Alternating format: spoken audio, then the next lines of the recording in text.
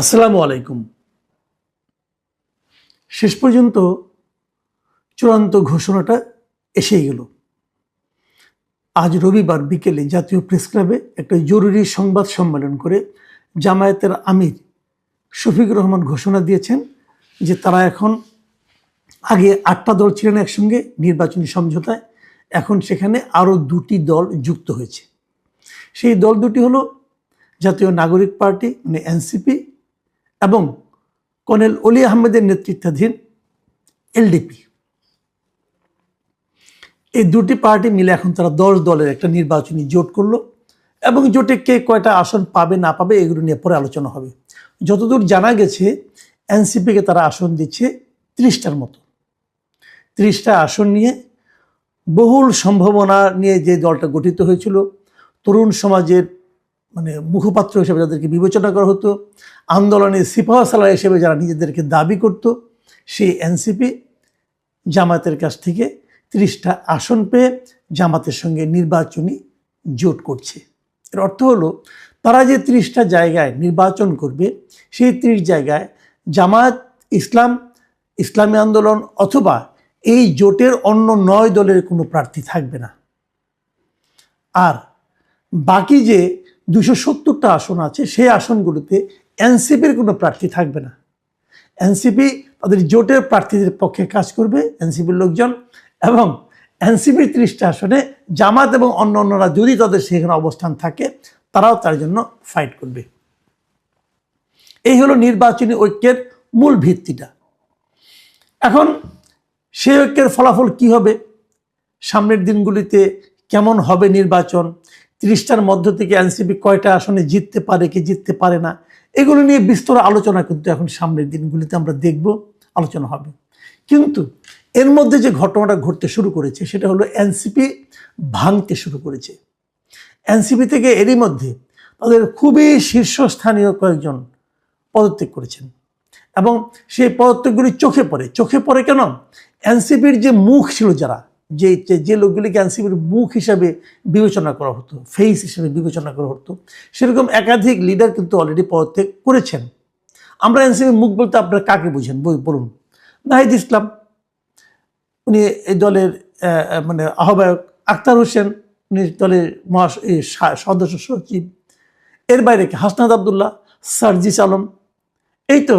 তার বাইরে কে আরেকজন খুব পরিচিত মুখ, ডাক্তার তাসনিম জারা, তারপরে হলো আবার তাজনুভা জাবিন, উনিও কিন্তু খুবই একটা পরিচিত মুখ। আরেকজনকে সামান্তা শারমিন, এও বেশ পরিচিত মুখ। এই যে লোকগুলো, এদের মধ্যে কিন্তু তাসনিম জারা পদত্যাগ করেছেন শনিবার দিন এবং পদত্যাগ করে বলেছেন উনি এই দলের সঙ্গে আর নাই, এবং ওনাকে যে মনোনয়ন দেওয়া হচ্ছে যে আসন থেকে, সেই আসন থেকেই নির্বাচন করবেন এবং স্বতন্ত্রভাবে করবেন।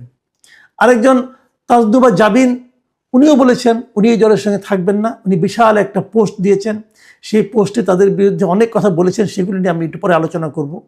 এবং উনি নির্বাচন আর করবেন না, বাট উনি দলে আর থাকবেন না। আর তারও আগে এই দলটির একজন খুবই পরিচিত নেতা মীর আরশাদুল হক, উনি গত বৃহস্পতিবারে যখন আলোচনাটা শুরু হচ্ছিল সম্ভবত তখনই উনি এই দল থেকে পদত্যাগ করেছেন। আর জ্যেষ্ঠ যুগ্ম আহ্বায়ক ছিলেন সামান্তা শারমিন। এই সামান্তা শারমিন উনিও বলেছেন যে যদি, উনি পদত্যাগ করেনি এখন পর্যন্ত, উনি বলেছেন যে যদি এনসিপি জামাতের সঙ্গে একটা নির্বাচনী জোট করে, এর জন্য এনসিপিকে কঠিন মূল্য দিতে হবে এবং তারপর তারা নিজেদের বক্তব্যগুলো, নিজেদের এই যুক্তিগুলো তারা নানাভাবে জাস্টিফাই করেছেন। আমরা যদি এই যে নেতৃবৃন্দ যারা নাকি পদত্যাগ করেছেন অথবা সমালোচনা করেছেন তাদের বক্তব্যটা একটু শুনি, তাহলে আপনারা বুঝতে পারবেন যে তারা কেন এই কথা বলছেন।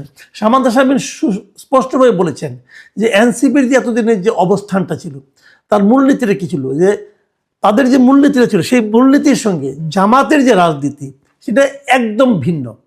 এই হলো ওনার বক্তব্য। এবং উনি বলেছিলেন যে এনসিপিটা গড়ে উঠেছিল যে বিচার, সংস্কার ও গণপরিষদ নির্বাচন তথা সেকেন্ড রিপাবলিককে কেন্দ্র করে। আর এই 3টা বিষয়ে যদি কারোর সঙ্গে আপনি মিত্রতা করতে যান, এই 3টা বিষয় হতে হবে তার পূর্বশর্ত, মিত্রতার পূর্বশর্ত। কিন্তু এই পূর্বশর্তগুলো জামাত ধারণ করে না। কাজে জামাতের সঙ্গে মিত্রতা করা যায় না। এটা হলো পুরান একটা রাজনৈতিক ব্যাখ্যা সামান্তা শারমিন দিয়েছেন। এবং তাসনুমা জাবিন যিনি আজকে আজকে রবিবার আজকে যিনি পদত্যাগ করেছেন এবং তিনি উল্লেখ করেছেন যিনি কেন পদত্যাগ করে, তাকে কিন্তু আপনার এই ঢাকা 17 আসনে তাকে কিন্তু প্রার্থীও করা হয়েছিল। তো উনি বলছেন যে উনি নির্বাচনও করবেন না, উনি এখন আর স্বতন্ত্রভাবেও নির্বাচন করবেন না। এবং তিনি কতগুলো কথা বলেছেন যে এমন এক সময়ে এনসিপি এই কাজটা করলো যে যখন নাকি তারা ঠেলতে ঠেলতে আলোচনা করতে করতে করতে এমন এক সময় গেলো যে আগামীকালকে কিন্তু মনোনয়ন জমা দেওয়ার শেষ দিন, হাতে মাত্র একদিন আছে। এই একদিন সময়ের মধ্যে যদি কোনো প্রার্থী চান যে আমি এনসিপিতে থাকবো না এবং আমি স্বতন্ত্র নির্বাচন করব, সেই সুযোগও আর তারা রাখেনি কিন্তু। কারণ আপনারা জানেন যে আমাদের এখানে একটা উদ্ভট একটা নিয়ম আছে।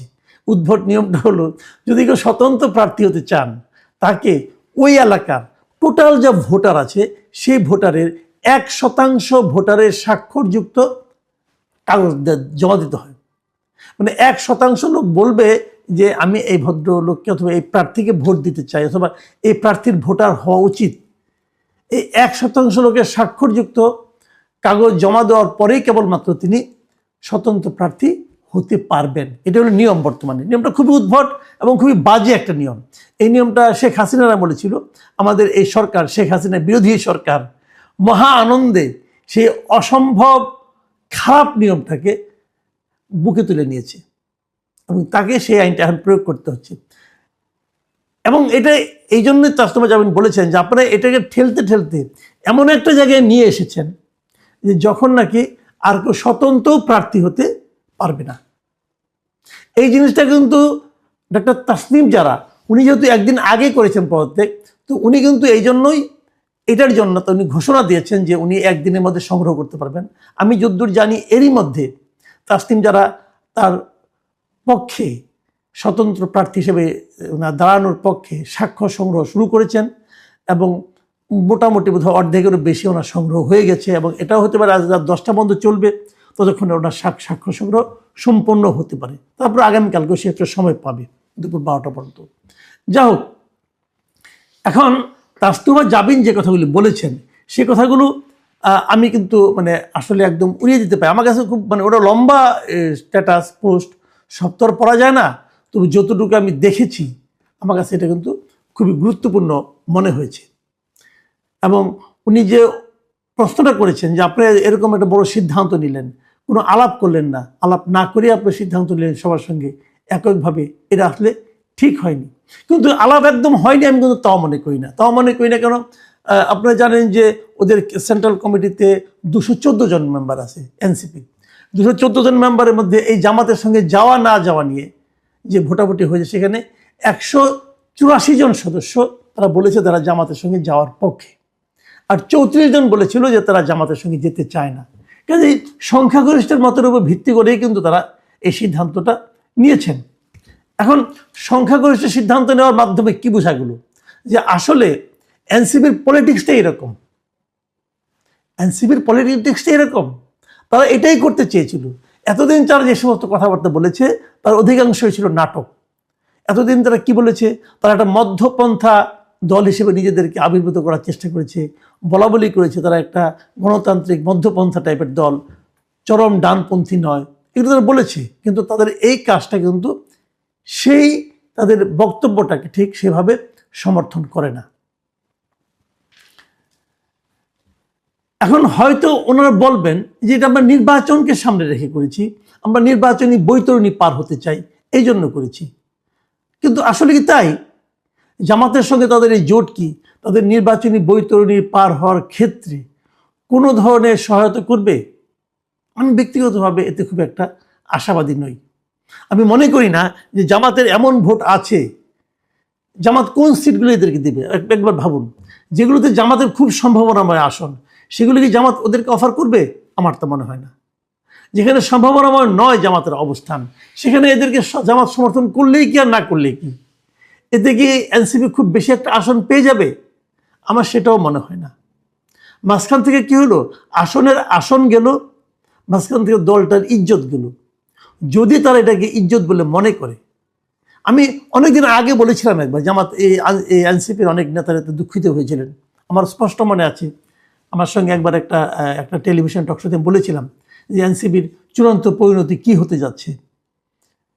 যে ভদ্রলোক এখানে ছিলেন এনসিপি, তাকে আমি খুব পছন্দ করি পার্সোনালি, খুবই সোবার টাইপের লোক। এবং আমি দেখলাম যে 34 জন এটা বিরোধিতা করছে তাদের মধ্যে উনিও আছেন। উনিও যখন বুঝবেন, আমি বলেছিলাম জামাত এই এনসিপির অবস্থান হবে আগামীতে। একসময় বাংলাদেশে একটা ফ্রিডম পার্টি হয়েছিল।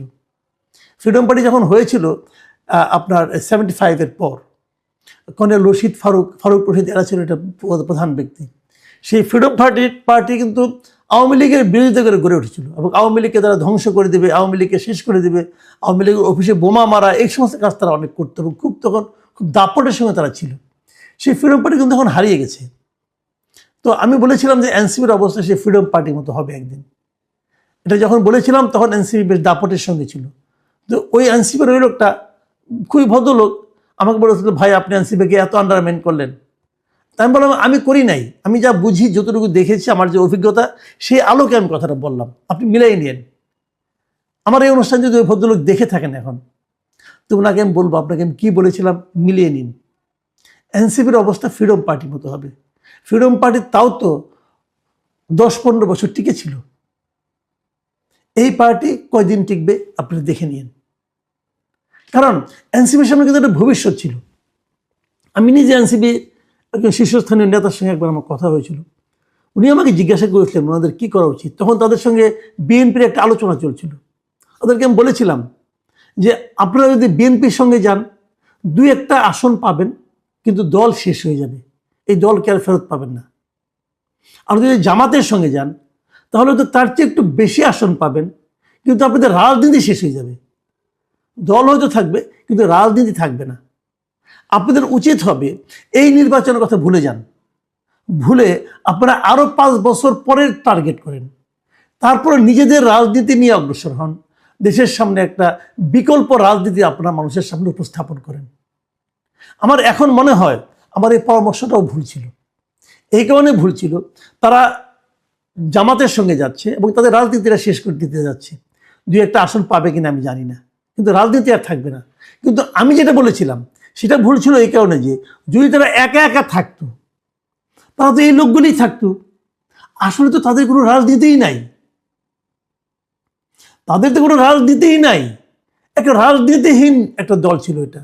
আমরা ভেবেছিলাম যে এদের মধ্যে একটা রাজনীতি আছে, আমাদের ভাবনাটাই ভুল। আসলে ওনাদের কোনো রাজনীতি নাই, ওনাদের কোনো শর্টকাট পথে কিভাবে কিছু একটা পাওয়া যায়। এই যে 30টা আসন পাবে, এই 30 জন চাচ্ছে আমি কিভাবে সুবিধা পেতে পারি। সমস্যাটা হয়েছে কোথায়? আন্দোলনের পর সরকার পতন, আওয়ামী লীগ সরকারের পতনের পর এনসিপি হঠাৎ করে সরকারি দলে পরিণত হয়ে গিয়েছিল এবং সরকারের বিভিন্ন সুযোগ সুবিধারা পেয়েছিল। কেউ উপদেষ্টা হয়েছিল, কেউ উপদেষ্টা হয়নি কিন্তু মন্ত্রণালয়ের গুরুত্বপূর্ণ অবস্থান পেয়েছিল। আবার কেউ কেউ বিভিন্ন জায়গায় প্রভাব বিস্তার করত, তদবির বাণিজ্যে লিপ্ত হয়ে গিয়েছিল। এনসিপি নানা ধরনের অর্থনৈতিক সামাজিক সুযোগ সুবিধা পাওয়া শুরু করেছিল। সেই প্রাপ্ত সুযোগ সুবিধার যে আনন্দ, যে আরাম, যে সুবিধা, সেটা ভোগ করতে করতে তারা ওখান থেকে বের হতে পারছিল না। এই জন্য তারা শর্টকাট পথ খুঁজছিল যে কিভাবে আরও বেশি সুবিধা পাওয়া যায়। এখন তাদের শর্টকাট পথ হলো আমরা অন্তপক্ষে বিরোধী দলে তো থাকবো, বিরোধী দলে থাকলে তাদের একটা সুবিধা হবে, তারা তদবির বাণিজ্য করতে পারবে। অনেকে অবশ্য এমন কথাও বলেন যে এনসিপি আসলে না যেয়ে কোনো উপায় ছিল না। তাদের যুক্তিটা হলো যদি এনসিপি জামাতের সঙ্গে না যেত তাহলে কার সঙ্গে যাবে? এনসিপি একা একা সার্ভাইভ করা যাবে না। কেন যাবে না একটু পরে বলছি। ওনাদের বক্তব্য ছিল যদি বিএনপির সঙ্গে যায় তাহলে সরকারি দল হতে পারতো, যদি জামাতের সঙ্গে যায় তাহলে বিরোধী দল হতে পারবে। এটা তারা এই কারণে চাচ্ছে, তারা মনে করে যে তাদের সংখ্যা এত কম যে আগামীতে যদি যখন যখন রেগুলার পলিটিক্যাল গভর্নমেন্ট আসবে, সেটা জামাতি আসুক আর বিএনপি আসুক, যারাই আসুক, তারা তো আর এই বর্তমানে যে অন্তর্বর্তী সরকার আছে এদের মতো করে এত আন্তরিকভাবে এনসিপিকে প্রোটেকশনটা দেবে না। তখন যদি প্রোটেকশন এনসিপি না পায়, সারা দেশে যে আওয়ামী লীগের নেতাকর্মী আছে তাদের চাপ এই একটা এতিম এনসিপি কিভাবে সহ্য করবে? খুব ভ্যালিড পয়েন্ট। কিন্তু তারা মানে আত্মরক্ষার জন্যই তারা আসলে জামাতের সঙ্গে গিয়েছে, কিন্তু সেটা কি আসলে বাস্তবে সম্ভব হবে? কতটুকু হবে? জামাতেরও কি সেই অ্যাবিলিটি থাকবে? যদি তারা বিরোধী দলে থাকে, তাদের কি সেই অ্যাবিলিটি থাকবে যে প্রচণ্ড চাপকে, আওয়ামী লীগের যে বিশাল দল, সারা দেশে এদের যে জনসমর্থন এবং সারা দেশে এদের যে কর্মী বাহিনী আছে, আপনার কয়জনকে জেলে ঢুকাছেন? কয়জনকে দেশ ছাড়া করতে পারছেন? কয়জন দেশ ছেড়ে পালিয়েছে? সব যোগ করেন আপনি, 1 লাখ হবে না, 1 লাখ হবে না। অথবা 2 লাখ ধরলাম 1 লাখ, 2 লাখ। আওয়ামী লীগের সমর্থকের সংখ্যা তো কোটি ছাড়িয়ে, সে সংখ্যা কি হবে? এগুলো কিছুই করতে হতো না যদি এনসিপি প্রকৃতপক্ষে রাজনীতিটা করত, যদি এনসিপি মানুষের মধ্যে প্রতিহিংসা ছড়িয়ে দেওয়ার চেষ্টা না করত, যদি এনসিপি শর্টকাট পথে বিপুল অর্থ উপার্জনের চেষ্টা না করত। আপনারা দেখবেন এনসিপি সেই সুবিধাবাদী লোকগুলিকে আপনারা চিনেন, আপনারা দেখবেন নির্বাচনের আগে আগে ঠিক তারা দেশ ছেড়ে পালিয়ে যাবে। আমি দাবি করব, আমি প্রশাসনকে বলবো, আমি এই সরকারকে বলবো, অথবা যারা আগামীতে সরকার আসবেন তাদেরকেও বলবো, দেশ ত্যাগ কাউকে করতে দিবেন না। কড়াই গন্ডায় হিসাব নিয়ে তারপর তারা দেশ ত্যাগ করবে, এর আগে নয়। একজন ছাত্র, যার ছাত্রত্ব শেষ হয়নি, সে হঠাৎ করে কি করে যে নাকি একটা সরকারি চাকরির জন্য আন্দোলন করেছে, সে কি করে কোটি কোটি টাকার মালিক হয়, তার হিসাব দিয়ে তারপর তারা দেশ ত্যাগ করবে। প্রিয় দর্শক, আলোচনাটা শেষ করবো এভাবে, একটু ফানি মনে হবে, বাট এটাও একটা ভ্যালিড পয়েন্ট। এটা নিয়ে পরবর্তী সময়ে আমি একটা কথা বলবো। সেটা হলো, তাসনুভা জাবিন বলেছেন যে উনিও কিন্তু ক্রাউড ফান্ডিং করেছিলেন, অনেক টাকা সংগ্রহ করেছিলেন বিভিন্ন জনের কাছ থেকে, বিকাশের মাধ্যমে, অথবা ব্যাংকে, বিকাশের মাধ্যমে বেশি হয়েছে। যেহেতু উনি নির্বাচন করবেন না, উনি টাকাগুলো ফেরত দিবেন। আবার তাসনিম যারা বলেছেন যে উনি যেহেতু স্বতন্ত্র নির্বাচন করবেন, যদি যারা ওনাকে টাকা দিয়েছেন, প্রায় 47 লাখ টাকা কিন্তু ওনার উঠেছে, উনি বলেছেন যে যারা আমাকে টাকা দিয়েছেন বিভিন্নভাবে, যেহেতু আপনি যখন দিয়েছেন তখন আপনি জানতেন আমি এনসিপির প্রার্থী, এখন তো আমি এনসিপি করবো না, আমি স্বতন্ত্র করবো। কাজে যদি কেউ আমার এই অবস্থানটাকে সমর্থন না করেন, তারা বলবেন তাদের টাকাটা আমি ফেরত দেব। তাহলে দুদিক থেকে কিন্তু টাকাটা ফেরত যাবে। কিভাবে ফেরত যাবে, ফেরত যাওয়া কতটুকু সম্ভব সেটা জানি না, হয়তো তারা ফেরত দিবেন, যেহেতু তারা বলেছেন তারা নিশ্চয়ই ফেরত দিবেন। প্রশ্ন হচ্ছে, ফেরত যখন দিবেন লাভটা হবে কাজ জানেন? লাভটা হবে বিকাশের। বিকাশের লাভটা কী হবে সেটা বলি। আপনি যখন কাউকে ফান্ড ট্রান্সফার করেন বিকাশের মাধ্যমে, দেখবেন প্রতিবার ট্রান্সফার করতে গেলে আপনার কাছ থেকে 10 টাকা করে তারা কেটে নেয়। আপনি যদি 200 টাকা ট্রান্সফার করেন, তার ট্রান্সফার ফি হিসেবে 10 টাকা কেটে নেয়। এই 10 টাকা তারা কীভাবে কাটে, কেন কাটে, আমি এখনও জানি না। আমি অনেকে জিজ্ঞাসা করেছি, তারা আমাকে বলতে পারে নাই। নগদ করবেন, নগদের মাধ্যমে ট্রান্সফার করবেন, কোনো টাকা লাগবে না আপনার, কিন্তু বিকাশের মাধ্যমে করলে 10 টাকা লাগবে। কেমন লাগবে? তার মানে যদি 1000 লোক করে থাকে, 10,000 টাকা কিন্তু বিকাশ পেয়ে যাচ্ছে। এভাবে বিকাশে বেশ ভালো একটা ইনকাম হবে। যাই হোক, এটা আমি একটা সাইড টক করলাম, কিন্তু এটা খুব গুরুত্বপূর্ণ। আমি এর পরবর্তীতে আমি বিকাশের এই কাজটা নিয়ে, এই যে তাদের আচরণটা নিয়ে আমি আলাদা একটা এপিসোড করব ইনশাল্লাহ। আমি যে কথাটা বলে শেষ করব, সেটা হলো, যার জন্য আমার মায়া লাগছে, সেটা হলো বীর মুক্তিযোদ্ধা অলি আহমেদের কথা ভাবছি আমি। বীর মুক্তিযোদ্ধা অলি আহমেদ খেতাবপ্রাপ্ত মুক্তিযোদ্ধা, কিন্তু এই লোক এখন বীর বিক্রমে জামায়াতের সঙ্গে নির্বাচনী জোট করছেন।